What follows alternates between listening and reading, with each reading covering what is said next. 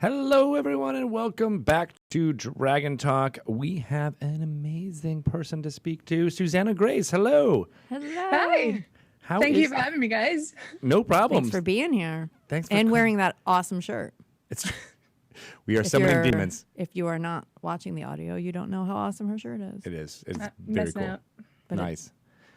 So you are a streamer, an illustrator, a creator. What? How would you describe yourself when people ask you what you do here in the D&D community? I tend to just usually list off all the many things I do and get a distant look in my eyes. But I usually just say I'm a tabletop streamer or a variety streamer and freelance artist. That tends to cover most things. All right. People have a frame of reference for some of that, I'm sure. And where are you from? What part of the world? I'm from the best bit of the UK. I'm from Yorkshire. Pudding. And the north of England. Nice. I was trying to place your accent. I was like, I'm going to get it wrong if I guess. Oh, my accent is all over the place. Is it true that you can kind of pinpoint, location or upbringing from people? Like you have a good ear for it if you grew up there? Oh, absolutely. I mean, when I was a kid, we moved to a different area and I sounded completely different to everybody else where we'd moved to. When I was really tiny, I was super broad Yorkshire. So like imagine a 10-year-old tiny girl, Sean Bean, amped up to 100. That's what I was like. That sounds adorable. That does sound adorable. You can tell accents, though, like even here in the U.S. Oh, sure. Well, because we're here in the U.S., but the U.K. And you're the expert here, so tell us. But like, there's different accents for just small towns and things, as well as class within those towns, right? Yeah. Like, you could tell somebody who's from South Yorkshire, so for like Sheffield, because they'll say like instead of yourself, they'll say yoursell and stuff like that. Their accent is just slightly different, but you can like pinpoint where somebody is from. Oh wow, that is different. Fascinating. Very cool. Do you use all that in your streaming? Do you often play a character who's got an accent? I tend not to. I did used to when I first started streaming. I didn't change my accent at all, but nobody could understand what I was saying. But on the 1st of August every year, which is Yorkshire Day in the UK, I stream using full Yorkshire accent. I have a brass band blaring in the background with all my music, and it's just... That's awesome.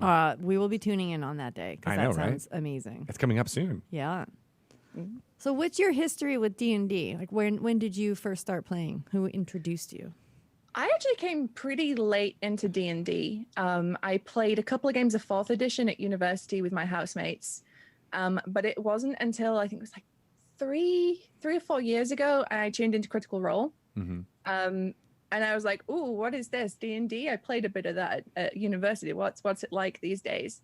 And it just completely just took over my life from that point onwards. I got a copy of the Curse of Strahd module, grabbed some friends. I was like, let's go. We're playing D&D.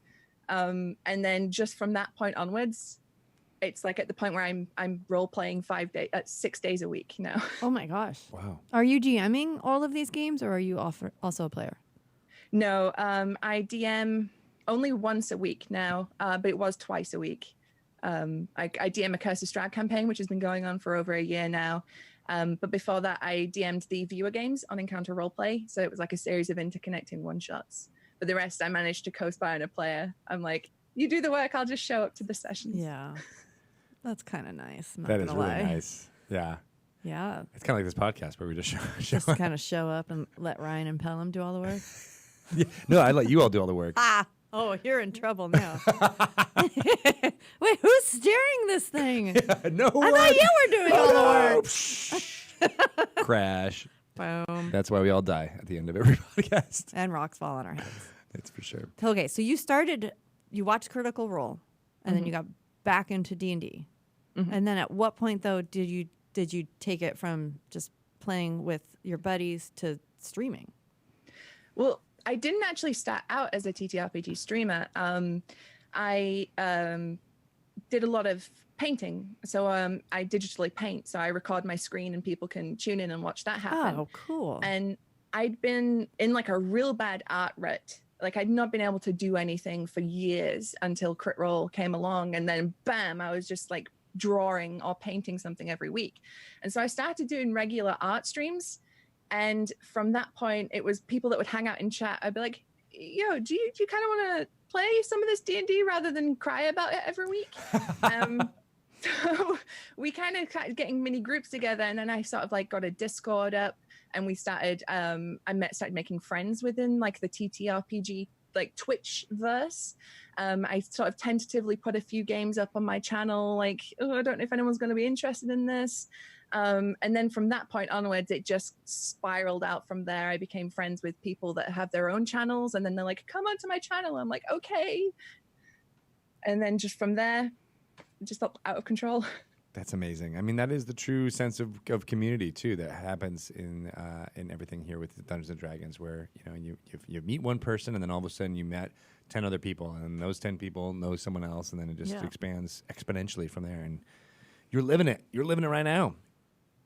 Yeah, 100%. I mean, I never felt more welcomed than into the tabletop community. So I was like tentatively on Twitter, like, hi, I'm this weird girl that lives in the top of England. Do you want to roll some dice? And then everybody's just like, come on, friend, and like sit at the table. And like, I've made some lifelong friends doing this. So that's it's so great. Cool. I love it. Now you seem to, yeah, right, exactly. Never too late.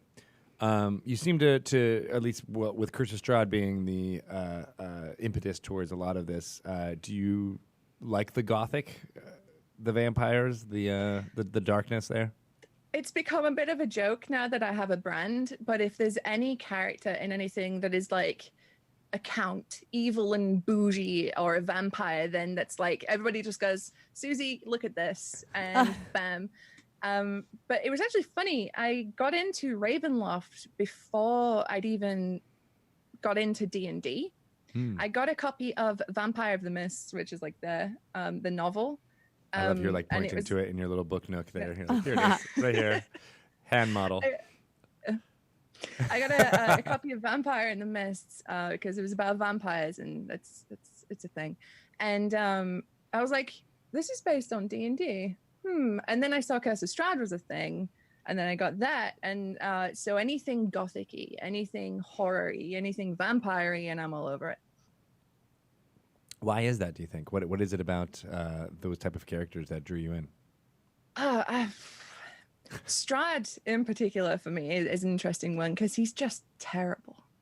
But he has this like tragic charisma about him in a way too that's really compelling. He's a inhuman monster, but at the same time he's really human in the fact that like his impetus for becoming the Devil Strahd was like, I'm running out of time, I'm becoming an old man, and I'm super jealous of my hot young brother and his beautiful wife. This sucks. It's very human emotions, and you get to, with horror in particular, explore a lot of emotion and what drives people. And I really like that about that. Oh. No joke, the way you describe him is exactly how you could describe several characters on The Bachelorette. Actually, not a character, contestants. Like, he's terrible human being, but still, like, there's like this compelling tragicness about them. The difference is one's created as a story, and he's a monster. One is just some dude who's just a monster. They're also quite tropey, though. I do feel like there's some parallels. Yeah, I can see that. This could inspire me. What if they see? Would you like maybe pay attention to The Bachelorette or its ilk more if there was vampires involved? Oh, 100%. What if it was all vampires? Anything with a vampire living, if it's terrible. The vampirette. Vampires living together. It's done. We just did it. I got the name. Yes. We're gonna run with it. And like the winner, or what if there's humans, but the lead is a vampire? And you have to decide, like, not just on a proposal, but are you going to accept turning into a vampire? Oh, my gosh. Oh, my God. That sounds horrible. Goosebumps. You have goosebumps. I do not. I've got... That would be an amazing dating sim video game. We should make this. Okay. Should be a thing. Inspired. We need art. Stat. Yes, you can do that, too. I'm on it. I'm on it. We'll cancel the stream right now. We're just going to spend the rest of this time brainstorming and coming up with concept art. Let's do it. So there is a show that we have to make.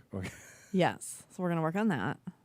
In the meantime, so you have worked with Encounter Roleplay. Yes. So how did you team up with that crew? Well, it kind of years ago, and like this is like 3-4 years ago when I first started streaming, messaged me saying, hey, we should, do you want to come on at some point and come play with us? And it was a point where our schedules just could not line up.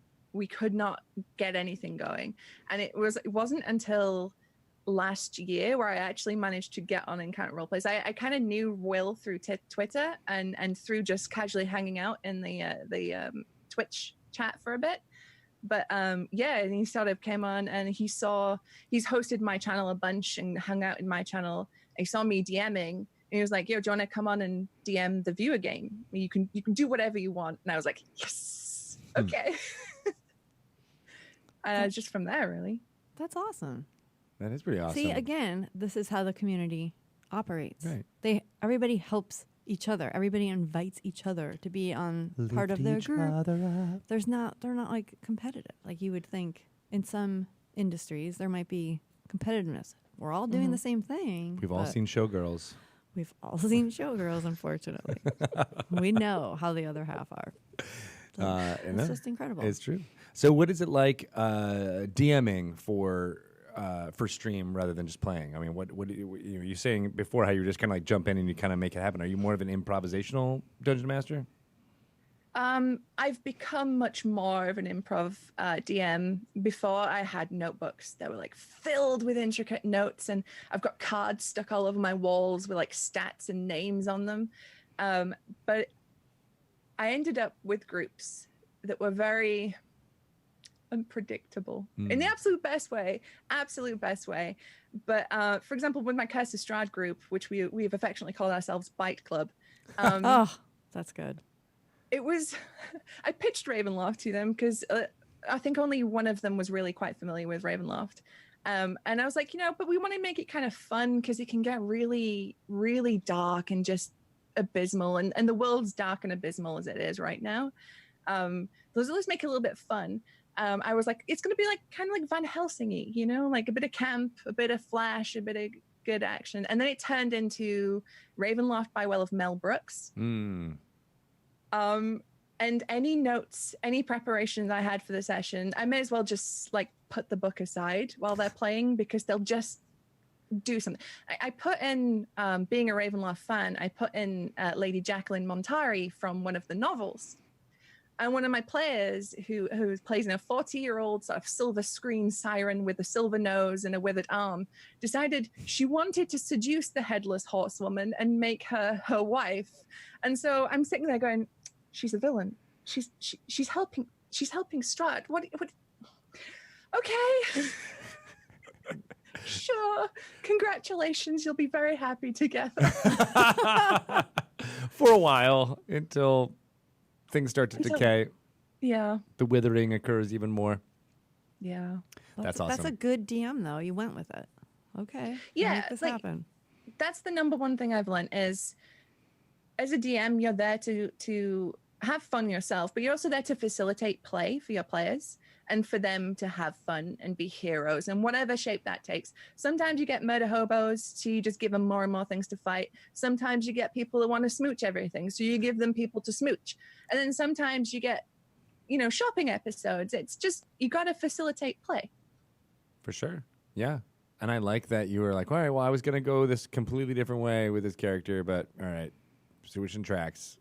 Let's go for the marriage episode, shall we?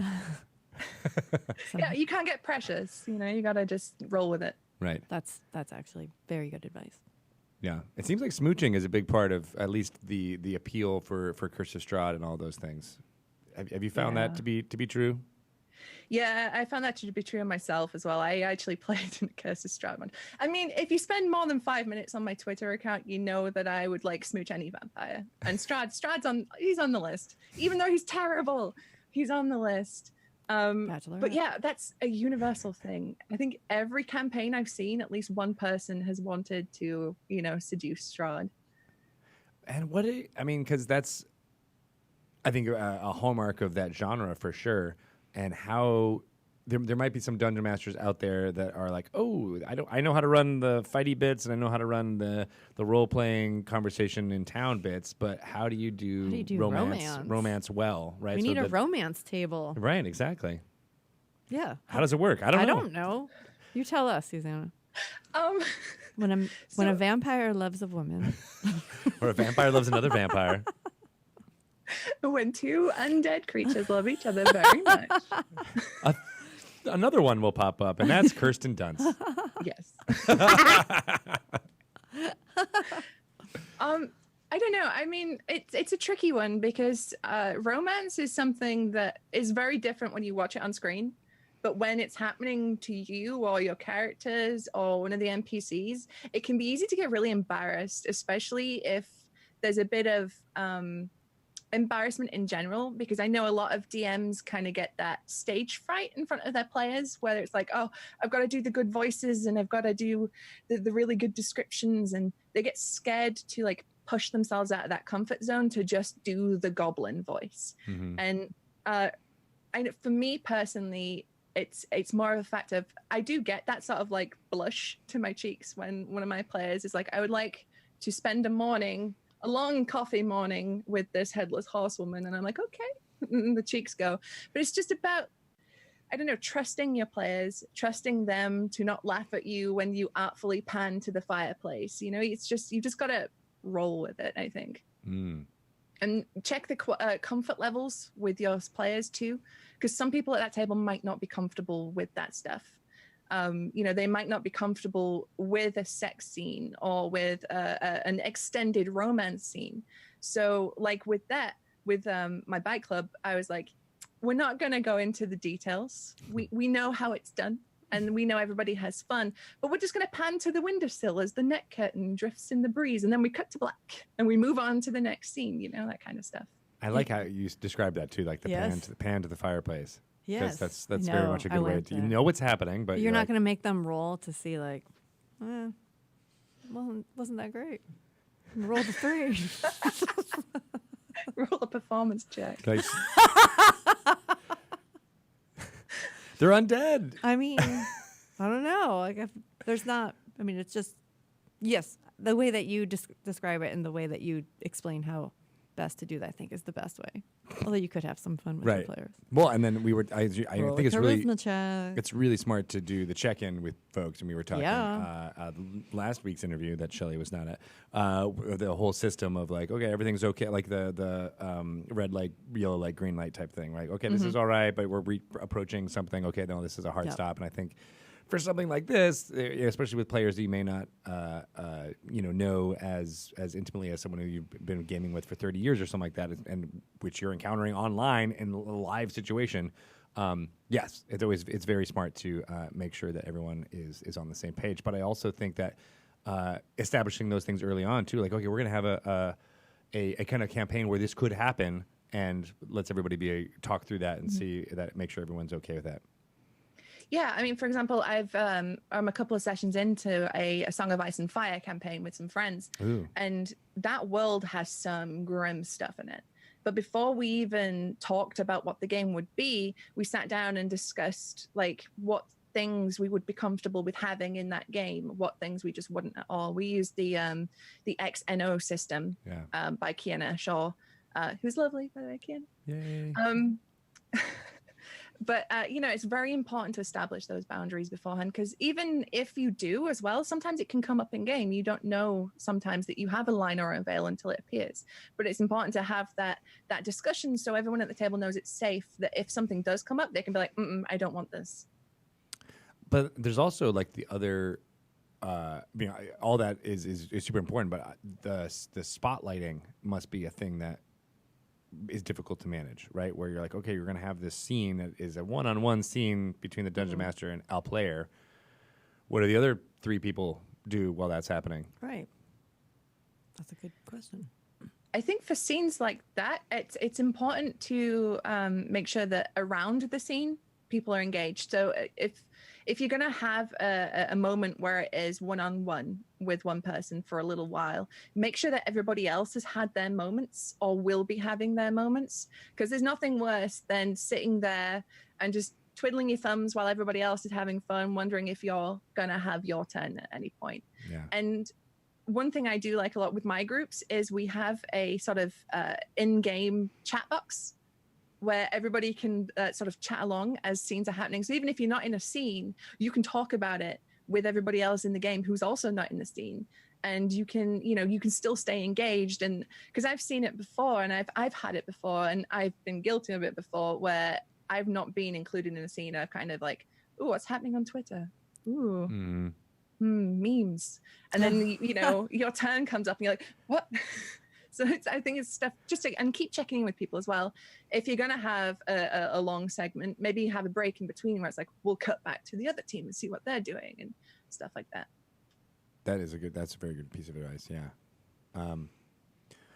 It's got to be even more difficult as far as doing more online stuff, keeping people engaged.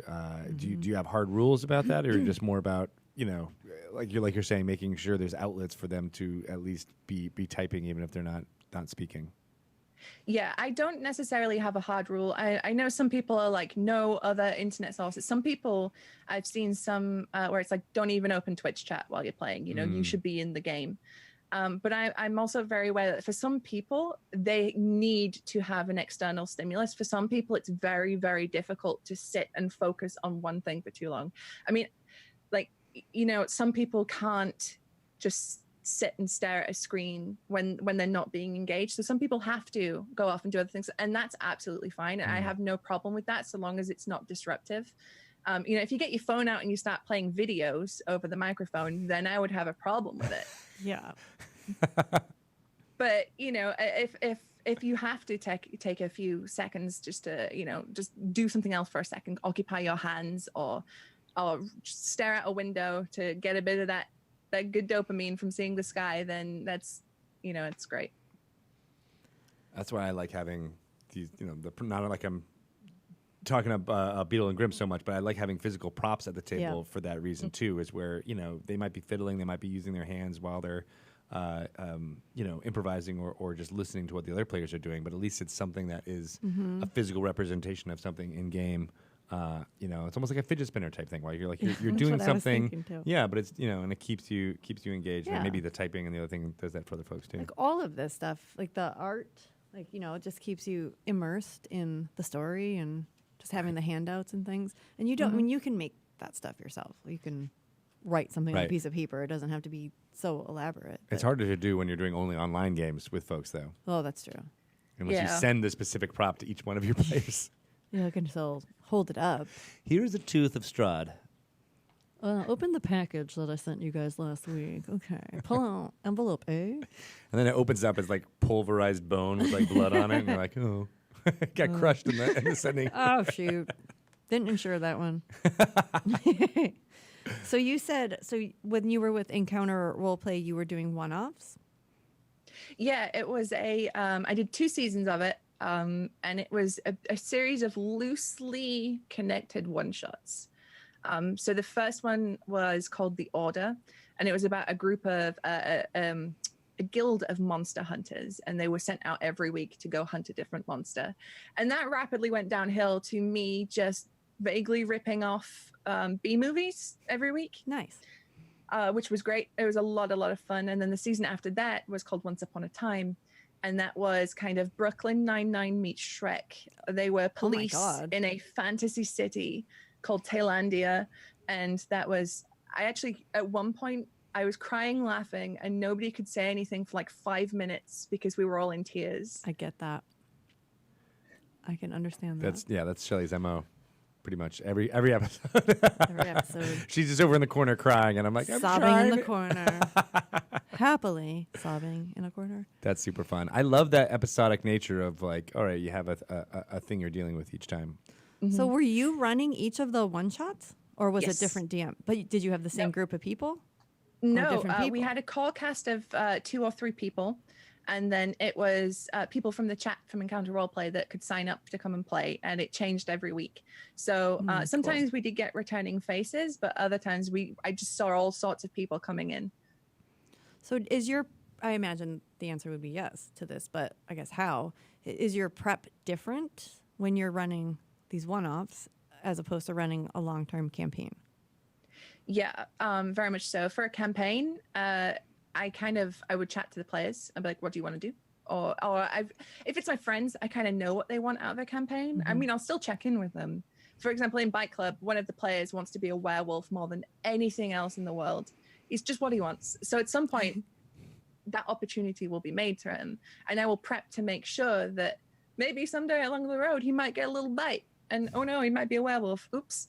But when you're doing a one-shot, for me, what I found was just to have a loose framework of the general plot of that episode, as it were. And then you just let them meander through it. It's not as much as goal-oriented or like player-oriented. It is more story time-ish. Kind of feels a little bit more railroady.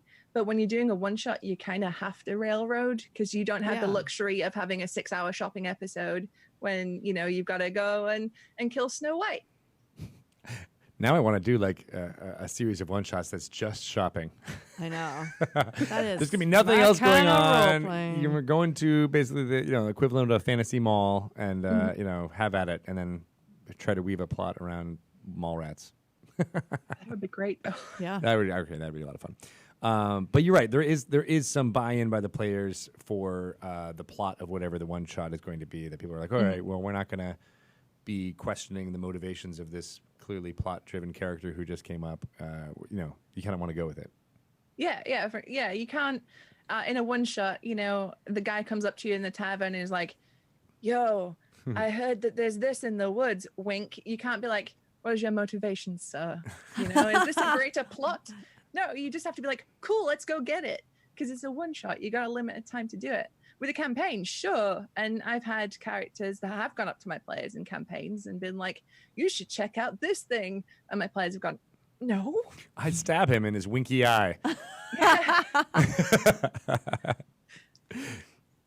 And then that leads to another adventure. So all of a sudden it worked anyway. All these story hooks everywhere. Right, exactly. Oh, that's awesome. So where else have you been? I know that you do a lot of different live streams with a lot of different groups, it seems. Where, other than Encounter Roleplay, where have you? Earlier this year, I was on WebDM, the Twitch stream, in a campaign which is very, very dear to my heart called The Lost Girls, which was about vampires. I was going to say, like The Lost Boys. That was one of my favorite movies. We just talked about that like 2 weeks ago. Mm-hmm. I think they're remaking it. What? Did I make that up? You just got everybody's I heard vampire fangs out. Why were we talking out. About it then? If not, because it popped up in the news. Her fangs came out. Well, maybe I'm just putting it out to the universe, so they do. They should. I thought they were. Anyway. There's so many vampire stories out there. That's exciting. Tell us about The Lost Girls. It's confirmed? It's confirmed. I didn't know that. I think that's why we were talking about it. Now this just turned into a Lost Boys remake fan Breaking news. podcast. Oh, a TV version. Ooh. I can get behind that.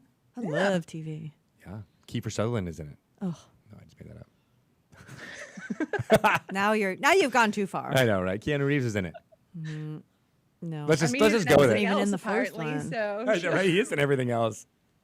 So what was The Lost Girls like? Is that your version of The Lost Boys, but even cooler? It kind of was, but it was absolutely buck wild. So there were, it was basically about a house of vampire women living together. The cast was all female, and our DM was female. And there was me. So I was this punk kid from the 80s. I was into rock music and disrespecting authority, and you're not my real dad kind of. We had a time traveling vampire from the future, and she'd come from this dystopian universe where the vampires had won over humanity. Cool. And she wanted to know what it was like to be a human. So my vampire was like, "Oh, I'm going to show you all the TV. We're going to drink so much." That's amazing.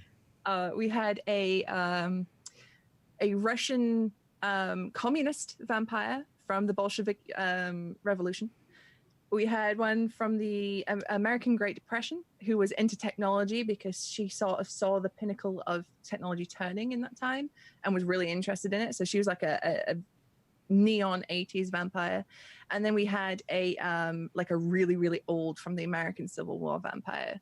And it was just about the lives and the loves of these women who also happened to be vampires. So it was much more role play than it was like a game, as it were. It was more like a radio show.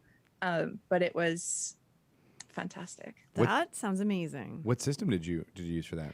We used the cipher system for that, but slightly modified. So we sort of merged the pools into 2 separate pools. So you had a blood pool, which was like your health and your abilities. So, for example, my vampire was very about strength and doing really cool stuff.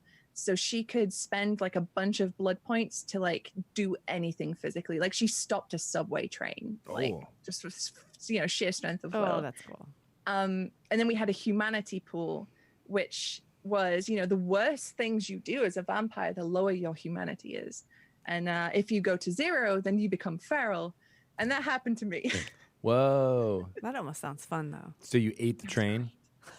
She stopped the train and then she boarded it and ate and then ate everyone and on ate the train. all the people. Oh, that's so sweet. Oh, well, that happens. Oh, yeah.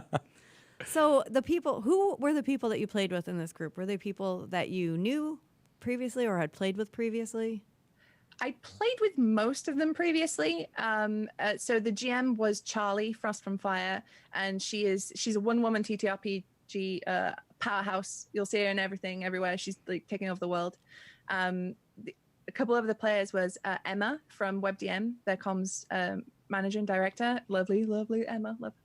Kiana Shaw, the creator of the safety system, was there. We had Lindy, Love Lindy, and Ephemeroptera. She was a whole bunch. I'd not played with Lindy or Anna Ephemera before, and Emma.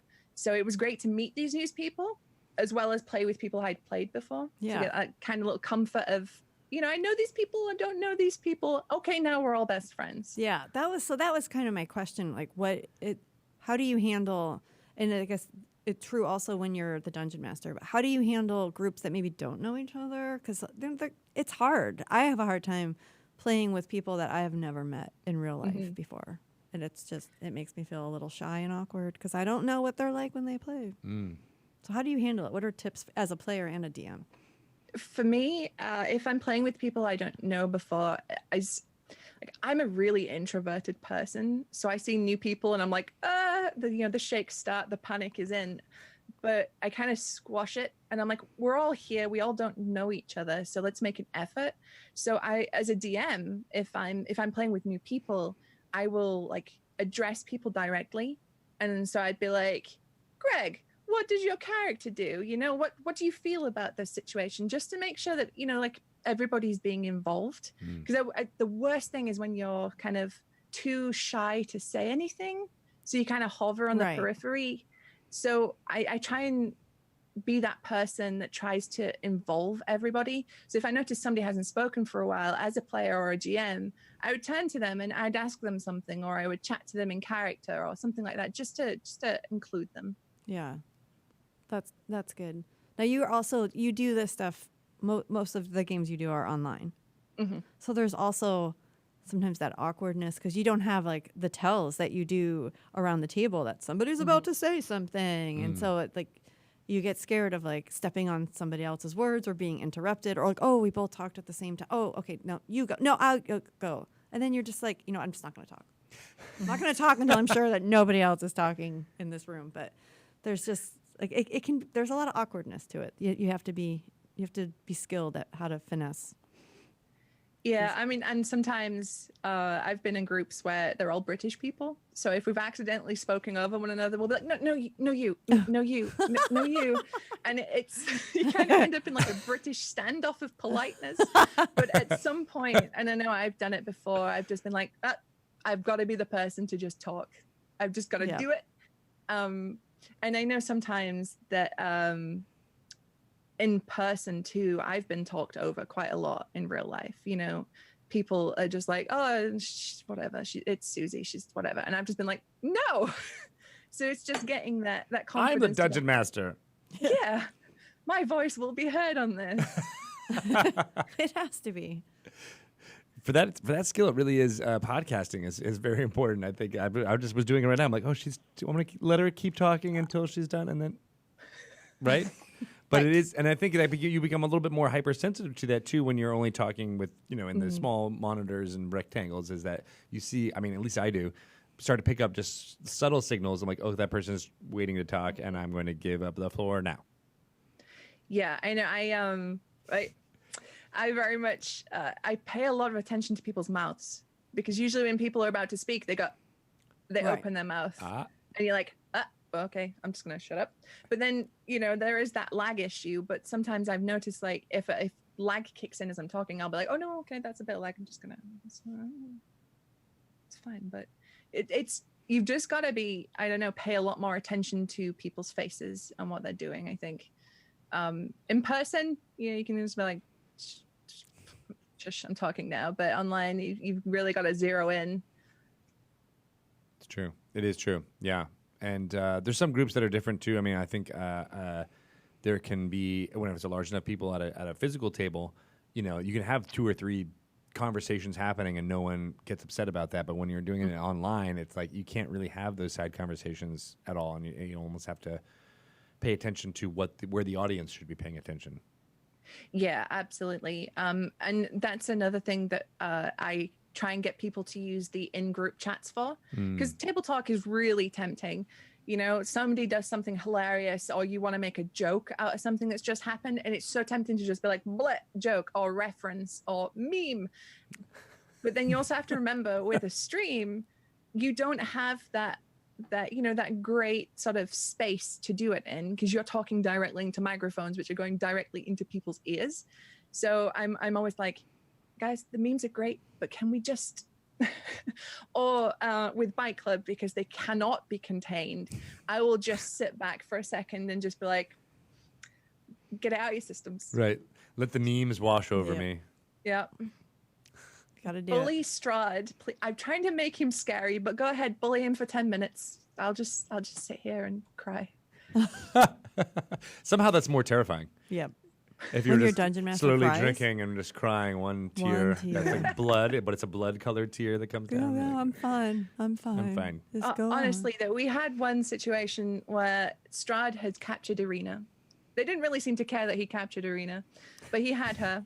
And they had just come out of Argenvostholt, and he had arrived. And it was Halloween, so we're all in costumes. I'm dressed up as Strahd. I've got my teeth in. I've got my contacts in. I can't see a thing. I've got, like, big fur up on my shoulder. And I'm trying to deliver this monologue as Strahd. He's got this wedding invitation. He's all grandiose. His chin's high, and he's all, like, bougie and snobby. And they're all hiding in bushes and smack-talking him. And I'm just like, what are you doing to my scene?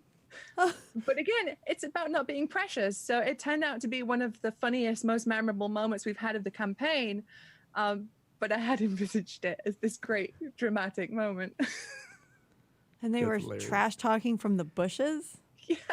So also in my campaign, they have a baby with them who is Strahd's son. And they're hiding him from him. So they came out of Argenvostholt with this baby, saw his carriage appear and went, oops, and dove into the bushes to hide, to keep this baby from him. And he obviously knows it's there. I mean, it's Strahd. But yeah, so but because they can't help themselves, they would just hide. So their characters are like little eyes sticking out the top of these bushes, being like, your boots suck. What is that? Arriving in a carriage, hit him can't where you just transport? Right with his footwear. His fashion choices. I know. It's so mean to him. Rude. That's bold, because he's Strahd, but you're also the dungeon master. I mean, you could just be like, say it to my face, bitches, and then just kill them all. I did get a great moment of payback when they were in the crypts of Castle Ravenloft, and they made me go through each individual tomb one by one to see what was in them. It took 2 sessions. But when they finally got to his tomb, he was there sleeping, and the panic on their faces was beautiful. And I was like, that's what you get for sassing me. Yes, see? And the dungeon master always wins. These boots are going to walk all over you. So you mentioned Critical Role. Do you still watch Critical Role? I do, yeah, every week. What other streams do you like? I mean, other than Dragon Talk. I'm sure it's on your list. Dragon Talk is my favorite. Yeah, right. Fishing for compliments over here. God, I watch a whole bunch. Mainly streams that my other friends do. I'll pop up and I'll be like, you can do it. You did a good job. Kill them all. I'm so proud of you. But I really love the Acquisitions Incorporated C team. I love watching them. I listen to a lot of podcasts too. So I listen to The Adventure Zone, and a whole bunch. I have too many to name, but yeah, basically all my media content is TTRPG stuff these days. Do you find that like helps your, obviously it's entertaining, but like, do you think it helps dungeon mastering or playing as you're consuming all that stuff? Oh, absolutely. Because you can see other DMs in action and see what they do. So, if you come across, if you're kind of stuck in a place, you can watch what other DMs do when things get tricky. And you can be like, I hadn't thought of that. Or the way a DM would approach a certain situation, like, or a voice or a characterization or something like that. I mean, I've had NPCs from my games that I've basically just copy pasted from a friend's campaign. So I'm like, oh, I like that. Steal. Easy peasy. Into mine. But it's also because, you can see how other players react to stuff too, and see what the general reactions to things are. Did these look like this thing? Did they like this thing? Did this work? Did this kind of fall a bit flat? And so it's just kind of like building up your general experience. Yeah. Yeah, I think that's true. I think that's kind of where we're in this crazy age where there's probably more hours consumed by people playing, probably the more than people are actually able to play. Well, of course, much more, right? Which means that there's this wealth that whenever you do get it at the table, you have all of these inspirations to draw from. When in the past, you might have only had a novel that you might have read or a movie that you liked or, a certain genre that you were digging into. But now everybody's got this, hundreds of hours of stuff watched where they can be like, oh, this is just like, what Matt did in episode 13 of Critical Role, or like this is what Chris Perkins did, or this is what my friend Kiana did, or what you guys are all doing. Like, I think that's awesome. And then I don't think there's ever been a point in this hobby where there's been so much of that out there before. Yeah. And like, because the tabletop community is so rewarding and so like inclusive and welcoming too, you could reach out to one of these DMs. Yeah. You can send them a tweet or a Twitter DM or like a Discord message and be like, yo, I'm kind of stuck on this. Do you have any ideas, any help? Or you could just put like a tweet out into the void and you will get a response. Yeah. Have you done that a lot when you were like, here's something, let's crowdsource this a bit? I did it before I started Bike Club when it was going to be a bit more serious. I was like, I kind of want to put the Balverzi in my game and I want one of them to take a dagger and have to kill somebody. Can somebody help me stat up this Balverzi dagger? And I had tons of responses. And it was so helpful. And people were like, yo, Ravenloft though? And then so we got, talking about, and from there, you just start building up these connections. What type of dagger? I'm not familiar with that. There's a guild of assassins in Ravenloft called the Balverzi. And it's said with their daggers that the sheaths are made of the skin of their first victim. Oh. And then if a Balverzi dagger is drawn, it has to draw blood before it can be resheathed. It's the knife that Strahd used to kill his brother. I think you just got Shelly in. So did you add it to your game? It's in there. They haven't found it, but it's in there. It's in the one crypt they didn't go into. It's the one next to where Strahd was sleeping. Right. The one where I'm like, big neon arrow. Yeah, right. Don't open this one. We'll pass that one. You definitely don't want to do that. Or make fun of his boots. These are all faux pas. Yes. I'm very offended on his behalf. Well, that's really cool. Nice. You gonna start DMing, you think? No. Are you getting more? You're getting no, more into it? because the more we talk to these amazing dungeon masters like yourself, Susanna, the more I realize that is way too much work. But it doesn't have to be, right? She just said that you can improvise your way out of anything. I don't know if that's good advice for a new dungeon master. What if they go left? I didn't write that down. Really, like, what would you tell a new dungeon master? Like, what is it better to be prepared, or is it better just to be like, it's not going to go the way you think anyway, so just improvise? That's my biggest bit of advice, really. Just don't sweat it. Like, you're gonna make mistakes. You're gonna get a rule wrong. You're gonna do a voice and then forget it 5 seconds later, and your players are like, "Who's this?" And you're like, "The guy in the tavern. You've just spoken to him." But as long as you're with a group that's open and trusting and friendly, then that's not a problem.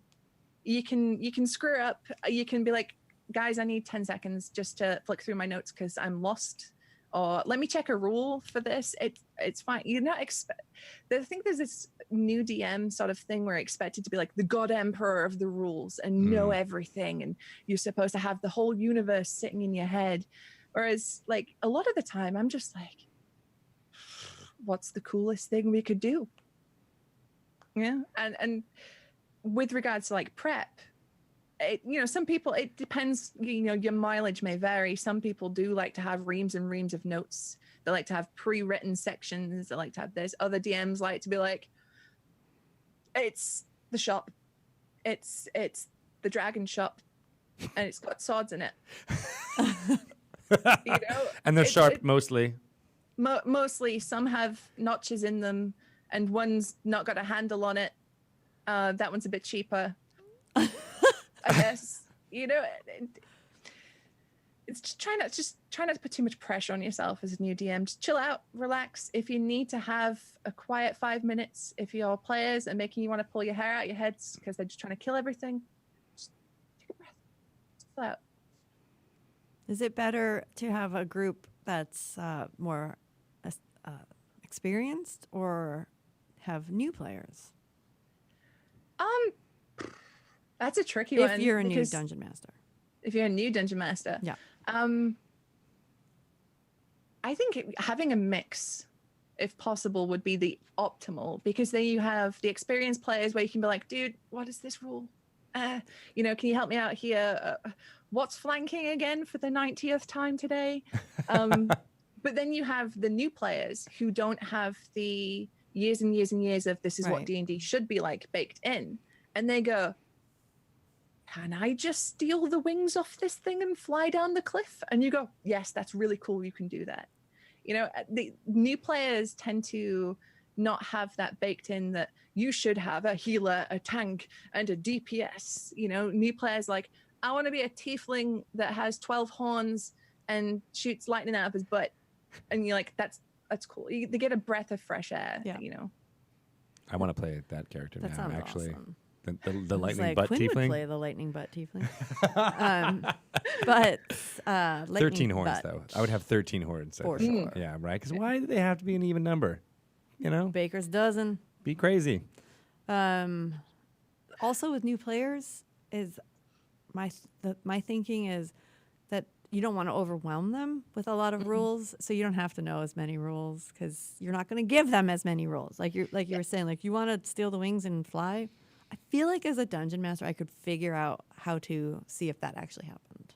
Like, make them roll for it. Yeah. I'm sure on the back of the DM screen, it tells me something close that what kind of check they would have to do. Right. And then if it doesn't, just make it up. Be like, and then you just athletics. Make it up. Yeah. Right, sure. I'll make the number up in my head. Flying seems complicated if you're not a character who can fly. So maybe so you better need roll high. 14 or something. Roll high. Roll high. That's what I do with the kids. It's just, we didn't really get into the ephemera of like what your bonus and what your modifiers are and anything. I was like, hey, if you got them roll the dice. 12 or higher, I'm like, yeah, okay, you probably hit. All right. Oh, nope, you got a 1. Nope, you probably didn't hit. Oh, okay, you didn't hit, but maybe your friend gave you a push off. You can help him. Exactly. No. Okay. Oh my God, I just DM'd. See, I think you do have to DM. I think I just DM'd. Yeah. Did it? I was just transported. But oh my God. One of the biggest DM secrets is sometimes you make them roll and it doesn't matter because the thing was really cool anyway. Or, you can be like, yeah, you could roll to see if you can push this old lady into a fireplace, which did happen into one of my games. But like the DC was like 2 because it was funny. And it's an old lady. She doesn't have good balance. She was a hag, it's fine. Probably halfway bent over anyway. Right. Push her in. Like the monster hag or just an actual old lady hag? Like actual monster hag. Oh, okay. It's good to differentiate. It's important, right? Yeah. Most of the old ladies you meet are just, right. normal hags. Right. Yeah, but you can never trust them. No. Not in D&D. You see an old person, you're like, And in real life, I mean, come on. Never trust old people. Is I think that's pretty much like the always tenet. Want your seat. This is what we want people who listen to Dragon Talk to really take with them is to kill all the olds. I actually just said that so you would snarf. Did it work? Don't hold it in. You can spit it out. It's totally okay. You have the thing right there. Oh my God, I feel like I broke Shelly. Oh my God. Not only did you break yourself earlier on, but now I broke you. That's it is my sensitive. fault. You know, I just spent 20 minutes choking on nothing. All I had to do was just say kill them all, and you're like, Kill the olds. Kill the olds. Greg, kill the olds. Tito. It's going to be on my tombstone. Yep. You'll find it in the vault next to Strahd. You had to kill yourself eventually. You're going to be an olds. So thank you so much for taking us through all of the different things that you've been doing. How can people start to follow what you're doing and start to figure out how they can drink the blood of the innocent? The easiest way would be to follow me on Twitter, which is at Susanah Grace. Susanna with one N, and I only distinguish this because there's some poor American lady that keeps getting tweets about vampires, and she's so confused. Oh no! So hit me up on Twitter, please. Yeah, I love chatting about like D&D, Ravenloft, vampires, anime, anything, just memes. Share them with me. I love them. I do have a Twitch channel, which is twitch.tv/Susanah Grace, the same mono branding. You can find me everywhere at Susanah Grace. And I will, if I'm on a different channel, I'll like post links. I'll talk about my games. I'll ask questions to people. Yeah. We didn't even talk about your art. Let us know all about your art. Tell us about your art. Oh, okay. So I'm a digital painter that specializes in like fantasy stuff. I've recently just done a bunch of art for the Spy game by Black Cat Gaming, which is a 5e powered spy modern day adventure system thingy majig. Sorry, Sam, I butchered that. Which is just a quick start, has just gone out. But I'm looking for more like fantasy work. So if anybody is interested. But yeah, so I do all sorts of like D&D adjacent Magic the Gathering kind of stuff. And you do commission based, or is it on Patreon? Like, where can people find that? Commission stuff. Okay, great. So just email me. My email is on my Twitter. Sweet. All right. Well, I bet you're going to get at least one person hooking up with it, which is going to be us killing the olds from a dagger that's made from the. We should get some commissioned Dragon Talk we art. Should. Yeah. Mostly of you like choking and. Yes. Like the people who do the courtroom. The sketches. That's what we need. We need somebody to like pick one moment from every episode and just sketch it out for us. There's no cameras were allowed while we tape Dragon Talk, but we had to get sketches made. Yes, I want some of that. Dramatized. May not have happened. This is awesome. Thank you so much, Susanah. You are awesome. I applaud the mono branding of using your name. Well done. More people should do it. And the one N. Well, I think that's.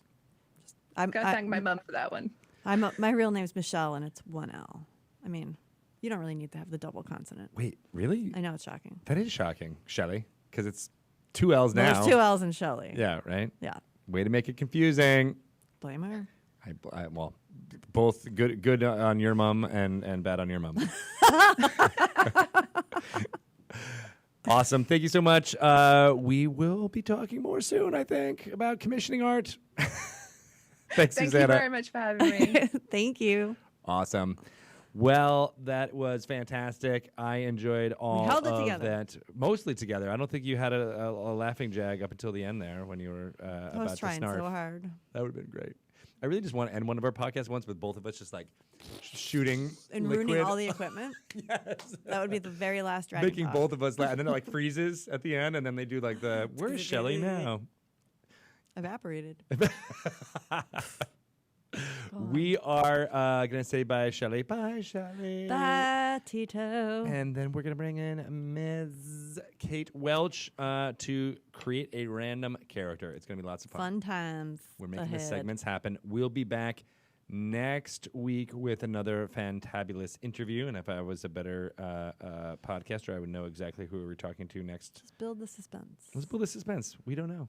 It may happen to something in the future. Oh, wait, I can actually call it up. Now I'll actually do it for real. Now I'm really curious. Well, I do it in real time. It's going to be amazing. It's loading. It's a person? It's Elton John. Oh, wait, no. We've been trying to get him for a while. The way to do it is for us to do duets more. Nobody knows it. You can say, cease and desist. Dun, dun, dun, dun. Dun, dun, dun, dun. Meanwhile, I'm just going to look at this really cool art. We are going to be speaking to Amaret Terrell. What? That is the best next name week, ever. which I am very excited about. That should be great.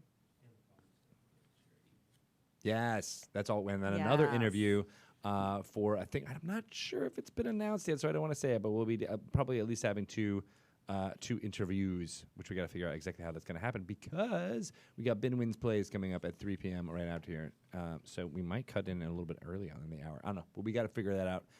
We're going to take a quick break. Back with Kate Welch in Shelly's seat and making some rando characters. All right. All right. Have fun. You're free to go. Bye. I will. Bye-bye. Bye-bye.